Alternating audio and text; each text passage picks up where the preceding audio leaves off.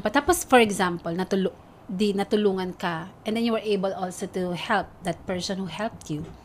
Ngayon, pag may nagawa ka lang na hindi okay, kahit natulungan mo na, it will all boils down to yung mga panahon na ano na yan eh. Sumbat ako nga tumulang dyan eh. Yes. Yeah. There Nandun na was yung once, sumbat a factor. pastor said na if that, parang yung sinumbat niya na yung tinulong niya, tapos na, wala kang utang na loob sa kanya. Kasi sinumbat talaga? ka. Sinumbat Dapat. niya. Ay, Binalik ganun ba niya yun? sa'yo. Sabi yun yung sinabi niya. Kasi ang toxic nga nung utang na loob eh. Pero if that person, sinumbatan ka niya sa tinulong niya sa'yo, hindi willingly to help you eh.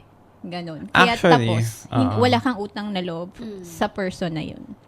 Which makes sense. Yeah. Yes, diba? Pero sa akin, true nga. True enough. Kasi kumbaga, hindi mo kailangan sabihin na nga eh. Kasi tulong nga yun eh. Pero dahil sa may nagawa siya, tapos susumbat mo, wala na. Hindi pagtulong yung intention mo dun. You did that thing because you want something in return. To manipulate din yung life niya na habang buhay to, susunod to sa akin. Kasi Yes. parang in a way, inano ka niya kinontrol ka niya. Yes. Diba? Yes. So, walang utang na loob dapat dun. Mm-mm.